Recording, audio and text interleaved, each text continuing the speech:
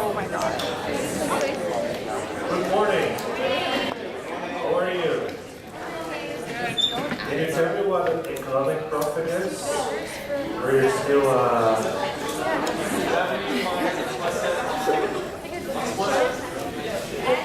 Very good, very good. So I just wanted to help you a little bit with your last minute review. So that's why I'm sharing those topics with you. I'm just afraid I cannot go over them. Those were classes I missed when I was at college. So I know most of you will be, not most, but some of you may be looking at your notes for econ.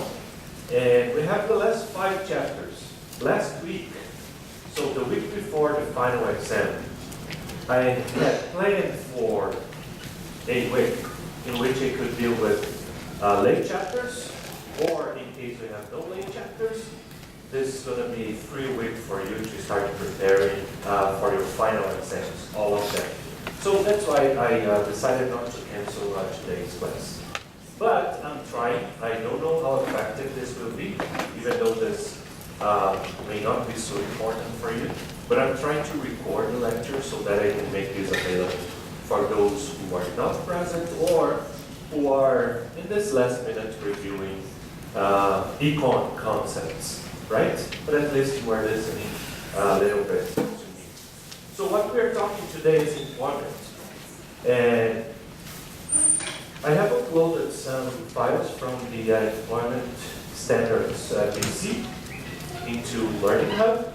So the more specifics about employment, minimum wage, hours of work, hours of rest, termination, vacation, they are in those files. Our idea here is to mostly discuss some legal concepts that are applicable for employment law. So I won't be talking about very specific issues, okay, in terms of your employment relationship. We'll be more looking in a more broader sense what employment is and some important legal concepts. So the first thing we have to know, and by the way, unless you are rich enough that you have money, not businesses, money, a lot of money, you may not need to know anything about employment law.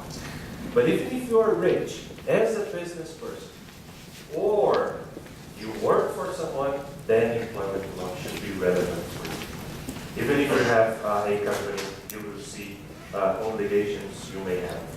So the first thing we have to know is we need to differentiate and be able to differentiate an independent contractor versus an employee.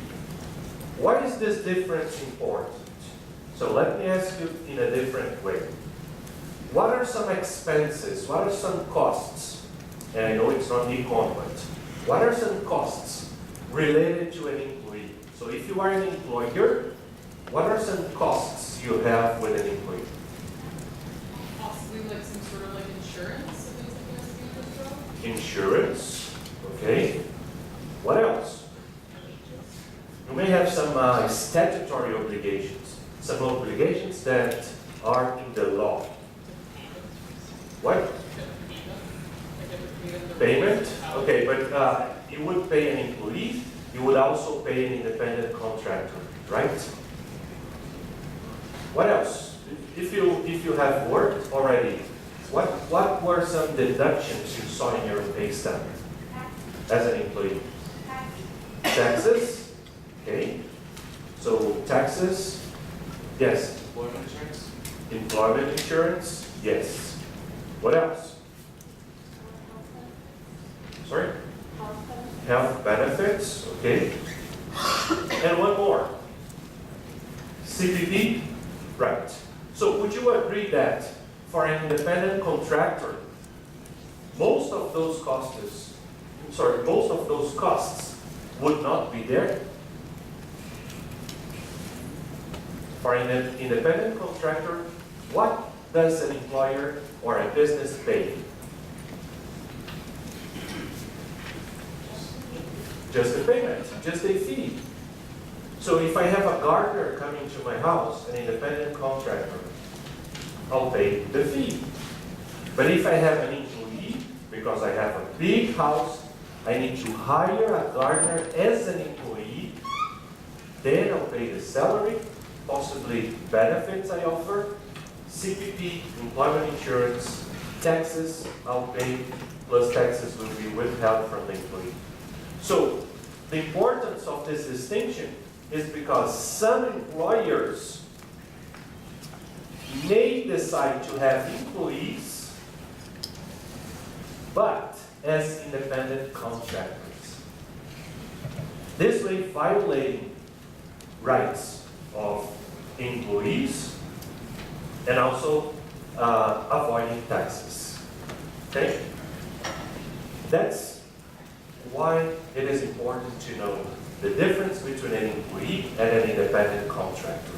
And what courts do to differentiate this, they go through those two tests. First one is the control test. So an employee is being controlled by an employer, by the supervisor, by the manager, what to do, where to do. So there's control, hours of work, etc. Whereas an independent contractor is not under control, right? If my independent contractor gardener decides to trim the trees before mowing the grass, it's okay, or other way around. But if the gardener were an employee, then it could exercise some control. So that's the first test. Second test is on the organization test. So you can clearly say that an employee belongs to the organization. So in my example, you know I belong to BCAT.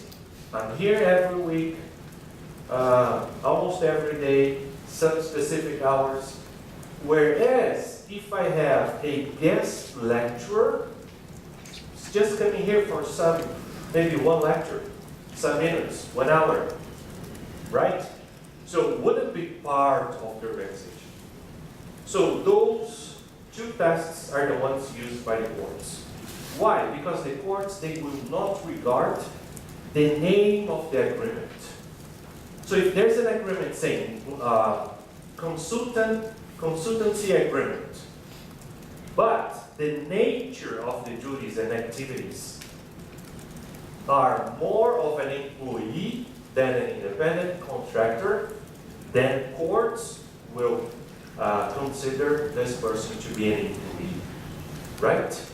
If you are an independent contractor on paper, but in reality you are an employee, taxes that should be withheld from your pay, they were not. So you will be fined by CRA. CRA will fine both the employee and the employer, right? And I know that in real life, sometimes the employee has no other option. The employee has a very low bargaining power with their potential new employer. So the new employer says, okay, I'm bringing you in, but I cannot hire you as an employee. I'll hire you as an independent contractor. Well, I know you cannot argue much, you cannot negotiate much, but just be mindful that it is risky, not only to the employer, but also to you, an employee. Right? There's also another aspect about vicarious liability. You already know what vicarious liability is. So the employer is liable for the wrongdoings of the employees in the course of work, right? If, in general, employers or businesses, they are not liable for the wrongdoings of independent contractors, but they are for employees. So that's another aspect of importance for this the differentiation. Right? So is this first concept okay with you? Both independent contractors and employees, they may also be agents of employers. Why? Because they may be working on behalf of a principal. So when BCIT asks asks me to go to a dinner, to a ceremony, to a meeting on their behalf, I'm VCAT's employee, but also VCAT's agent in that circumstance, right? And an independent contractor could also be an agent in some circumstances. Okay? Why is it important for us to know both independent contractors and employees can be agents? Because of the duties, because what we saw in agency law, right? In chapter 10. So there are duties that agents have towards their principal. I'm not going through the questions. I've given you the answer key already, because I knew I would not have much engagement from you today. So you can review the question later on. So the law of employment. Obligations for the employer, mainly to pay salary and also offer any benefits that were agreed upon. Benefits are not a right. Just if they are offered and agreed upon, then they become a right. And to offer a safe workplace. And by the way, we employees, we have a right not to work in a dangerous workplace. So if it's unsafe, we have a right not to work. But not only a right, we have a duty not to work in an unsafe workplace. So let's say I arrive here. There's any issues with the electrical parts or some flooding, I don't know, something with this lecture room. And I find it not to be safe to be here. So I have a right not to deliver this lecture, but also I have a duty not to deliver the lecture. It doesn't mean I can go home and watch Netflix. It means that I have to go talk to my supervisor, my associate dean, share about the issue, and they will investigate. Right? So not only a right, but also a duty. Benefits, as I said, because the employment relationship is a contractual relationship. So everything that is offered as a benefit and is agreed upon, those become right of the employees. Right? You were offered MSP. So if you were offered this, you both agreed, employer and employee, so it becomes a right after you start work. Okay? The duties or obligations of employees, they are being punctual, being competent, honest. There may be some fiduciary obligations. The fiduciary obligations, you know, they come from a trust relationship. So employees that have access, employees that deal with confidential information, sensitive information from the employer, they may have a fiduciary duty with the employer. Meaning, they can only act in the best interests of the employer. Right? What if you have in your resume, no, let me use this example. What if I have in my resume that I am a lawyer? But I am not. I am a foreign lawyer. I'm not a lawyer in Canada. So it means I would be misrepresenting, and that could cause dismissal for just cause. Because this would break the trust between the employee and the employer. So if you claim in your resume experience, courses, just make sure you have them. Because if you don't, and your employer relied on that representation, you may have issues with dismissal, or there may be issues in your contractual relationship. Right? Good. It's a contract, that's why I'm saying there, all ingredients of a contract have to be there. So consensus, consideration, capacity, legality, and intention. Okay? Are we good so far? So you have this chart in the textbook. It is related to the contract, forming the contract. restrictive covenants, we've seen this already. They are only valid when there's a reasonable restriction in terms of geographic location and time. So I cannot teach for another education institution, for example, for 6 months or 1 year in the lower mainland. But if it's in BC, the whole province, it is probably not valid because it's not reasonable. I would need to move provinces to earn a living, right? So they have to be reasonable. We know that in contract law, restrictive covenants, they have to be reasonable. And for employment relationships, they have to be even more reasonable. Because employees, people in general, they do have a right to earn their living. Okay?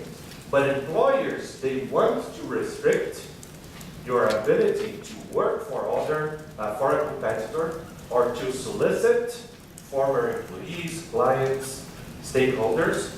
So employers may want to protect those because they have a legitimate interest in protecting their secrets, in protecting their competitive advantage. So they also need to have this legitimate interest. It cannot only be aimed at purely preventing the employee from working at a competitor. Okay? There has to be this legitimate objective from the employer. Okay? Any questions? No? How is the econ? Am I speaking too loud? All right. So another question, you also have the answer key there. Let's look at termination. So you are employed and then your employer wants to dismiss you. So termination requires a termination notice. So a notice is required, minimum 2 weeks, but as you work more, so if you work 2 years, then maybe 3 weeks, 4 years, 4 weeks, and it goes on like this. So this notice is required. There isn't a need for a justification.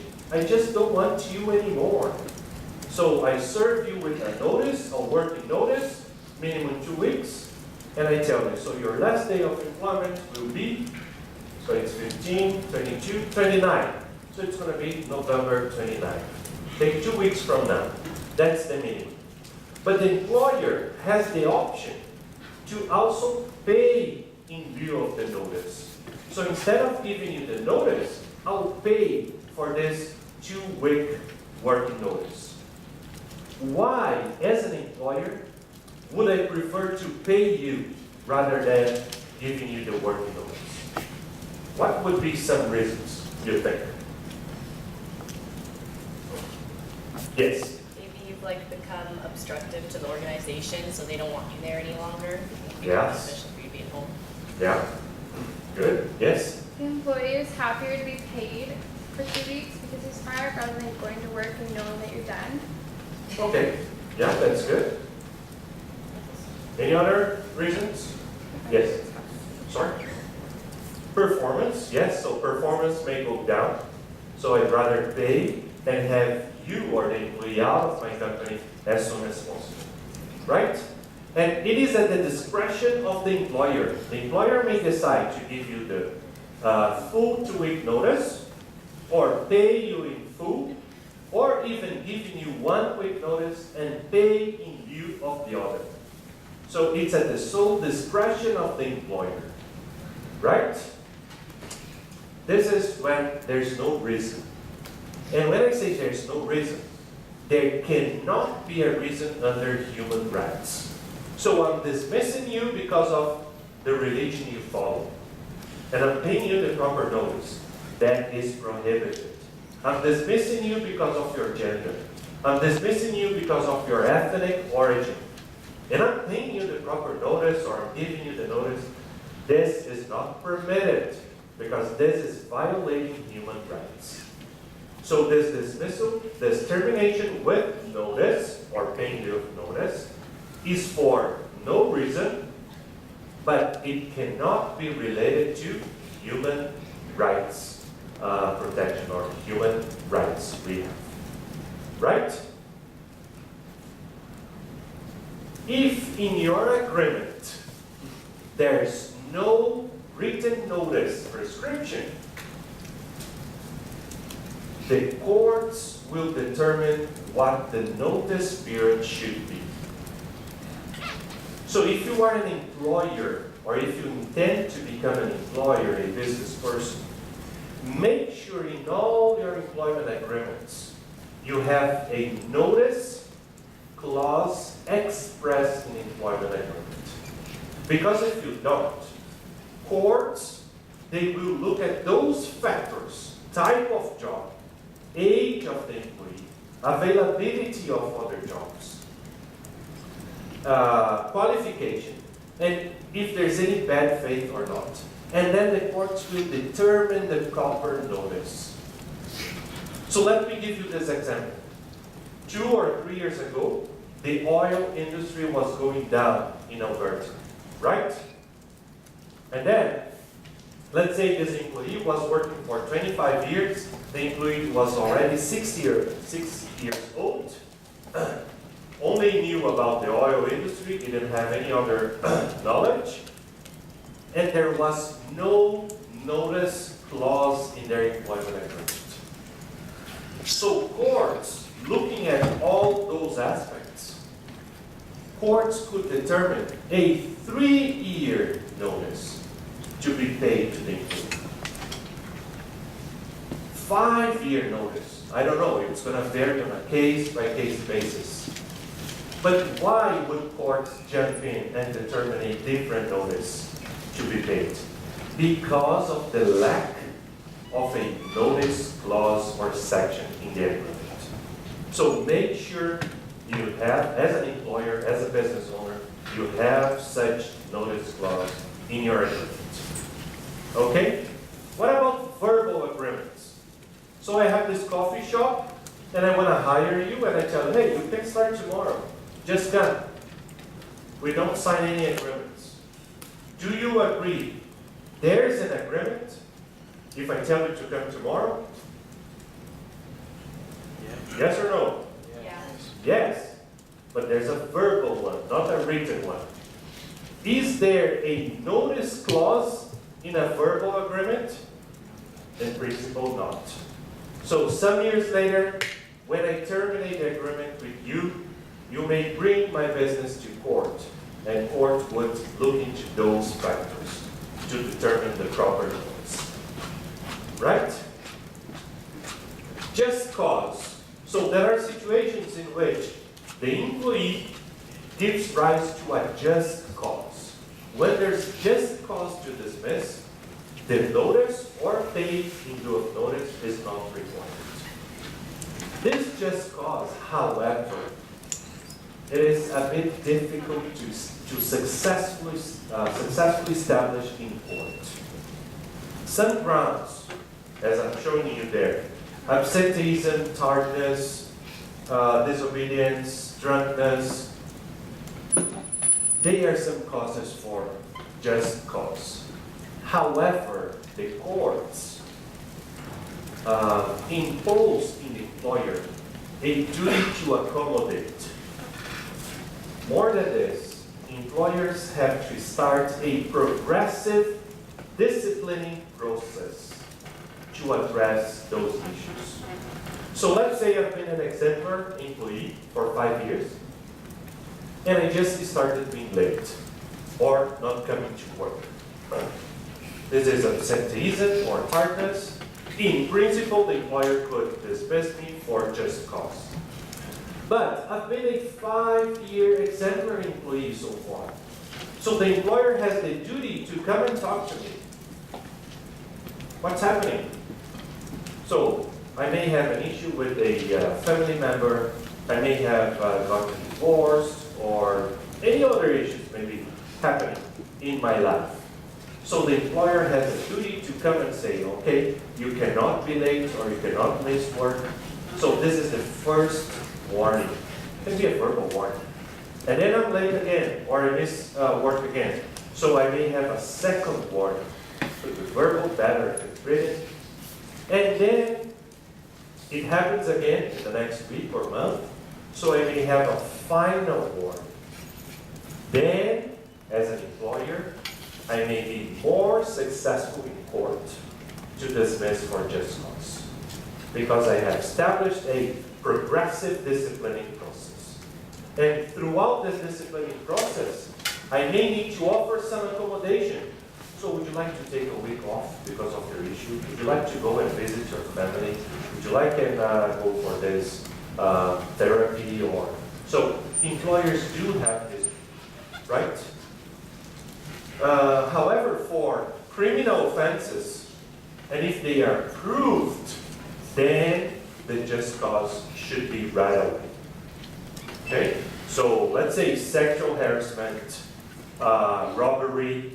So those would establish a successful just cause right away. You wouldn't need to go for progressive discipline. Okay? Good. Illness and disability. So, I'm sure you are all aware about frustration. Remember frustration? Outside, unforeseen event. So I'm working here. No, I'm not going to use myself. There's this employee, and the employee was involved in an accident and cannot perform their job duties anymore. So it's an unforeseen outside event. It may cause the contract to end because of frustration. Right? Serious illnesses are other examples. However, employees also have a duty to accommodate to the extent of an undue hardship, to the extent that it does not create an undue hardship to the employer. So I'm a small company. I'm a very small company. I have everything in my company, and I have only one employee, the driver. And the driver was involved in an accident, cannot drive anymore. So adjusting the car or offering this driver a different position in my small company may cause me an undue hardship. So frustration, employment agreement is ended. Okay? But if it's a medium or larger company, the same example, the driver was involved in an accident, cannot drive anymore. This medium or larger company may adjust the car so that the driver can keep on driving, or may offer this former driver different duties, maybe in an office position. So if the employer is able to accommodate that, then the employer has a duty to do so. Okay? But as long as it does not create an undue hardship, as in my first example, this small company.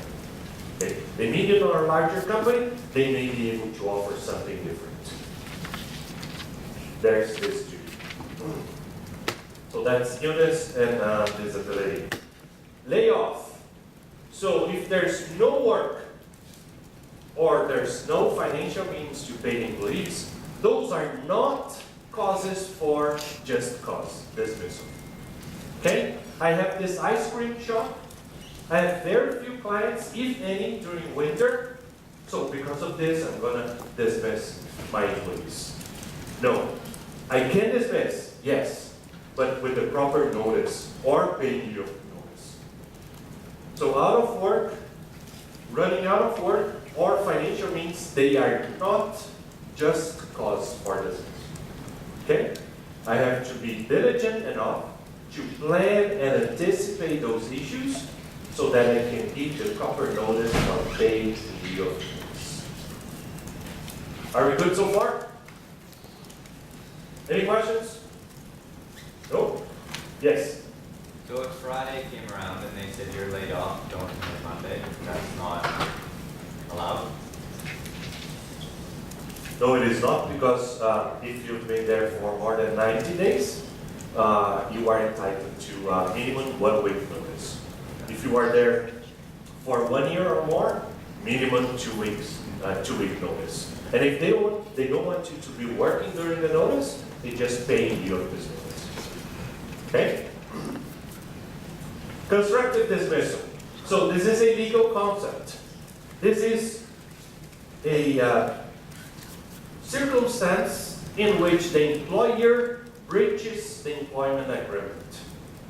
So if your job duties are changed in a substantial way without your consent, then it may give rise to constructive dismissal. In other words, it gives rise to a breach of the agreement. Or if your workplace, your work environment becomes intolerable, there's a lot of harassment, bullying on you. You have informed your supervisors, managers, bosses, they haven't done anything to correct the situation. This is also a reason for constructive dismissal. Simple example. I was hired at BCAT to deliver lectures. Only this. But then I arrive here on Monday, and my supervisor tells me, so you're not delivering lectures anymore, go to your office, and you'll be only focused on research. And then my daughter would say, what? Substantially changing my agreement without my consent. It's breach of agreement or constructive dismissal, I can just leave. And then sue for the notice. Right? Another example, the employee was hired as a secretary, and then as time goes by, the secretary is doing everything in the office, like a office manager. Okay? But the agreement has not been amended. And the secretary was doing this without their consent. Okay? They were just doing. So this may also qualify as constructive dismissal. Okay? One thing you have to remember is that in contract law, a victim of a breach has a duty to mitigate the loss. So the same thing applies here. If there's constructive dismissal, so the employee cannot go home and watch Netflix for the whole day. There's a duty to update your resume and apply for new jobs. Or if the employer says, okay, I'll step backwards. I'll have you in your original position again. So you have a duty to accept that. This is a way to mitigate the loss. Question? So what happens if they ask you if you want to be focused on research and you don't want to? You can negotiate Yes, we can negotiate and come to a new agreement. Consider there's fresh or new consideration, new benefit for both parties. But if they change unilaterally without my consent and I have no options, then it is constructive dismissal. Clear? But negotiations are always possible, as long as the 5 requirements of an agreement are present. And the main one would be consideration. What is the new benefit for both parties? For the institution, okay, I have another researcher. But what about the employee? Maybe a higher salary, maybe more vacation. So new benefit has to be there for both parties. Right? So, if you are a victim of constructive dismissal or a breach, you will sue for the notice because you just left your job. There was a breach, you left. But you were entitled to that notice or pay in lieu of notice. And when I say notice or pay, mainly pay in lieu of notice, I'm saying salary, commissions if you were getting commissions as well, benefits, vacation accrue, etc. So it's everything. Because you just left based on constructive dismissal, you will sue for damages that will include all of those. Eventually, there may be other torts. Let's say your supervisor told your former coworkers, gave your former coworkers a false statement about yourself. So you may also sue for defamation if you were a victim of defamation. Okay? So those are the remedies you would have. Wrongful living. This is interesting. The Employment Standards Act, which I'll just mention in a second, does not mention about the employee duty to give a notice.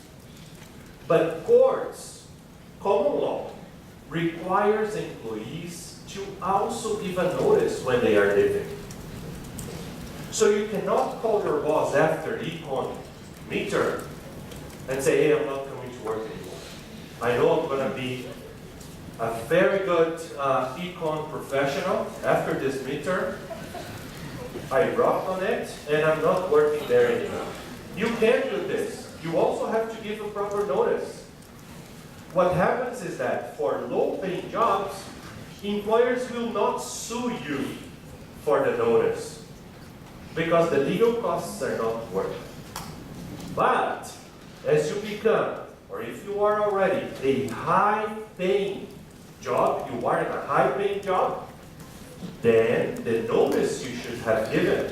Let's say in your employment agreement there was a 1 month notice for either parties, and then you just left.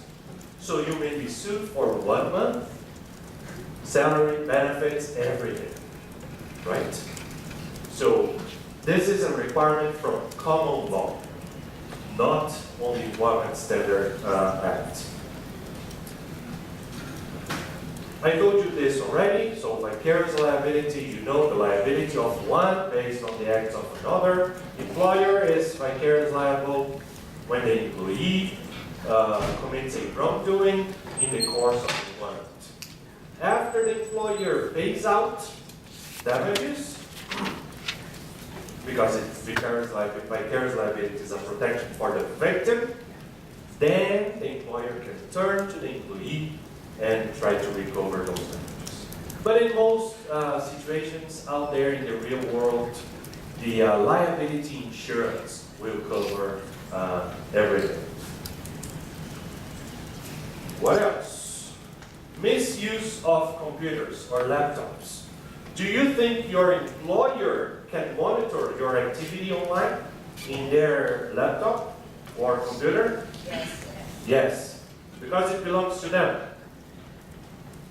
Yes, but the main aspect of it, it's because employers are vicarious liable. What if you download that new movie? What if you download it in an illegal way? You don't pay the proper fees. Using their computers. They are vicarious liable as we know. So that's why they can monitor your activities online. What if you log on to your personal email on your company's laptop? Are they violating your rights? What do you think? If they like check your You are checking your Gmail or Hotmail or in the company's computer or laptop, and they are monitoring your activity. So is this a violation of your rights? No, they are not, because you have chosen to log on to your personal email on their property. Okay?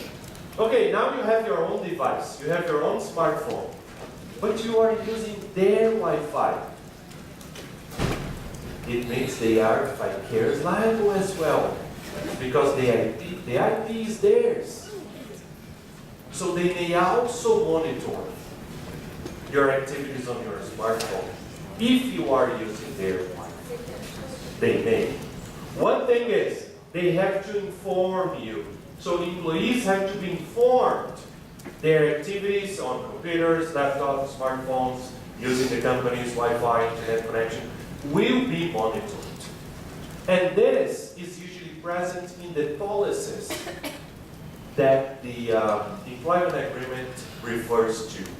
So when you are signing employment agreements, there may be one section or more sections saying that you are agreeing upon the policies, so harassment policy, safety workplace policy, email or online monitoring and everything. So there are several policies. Usually those, this information to the employee that they are monitoring, they are in those policies, right? Employers cannot target a group based on human rights protection.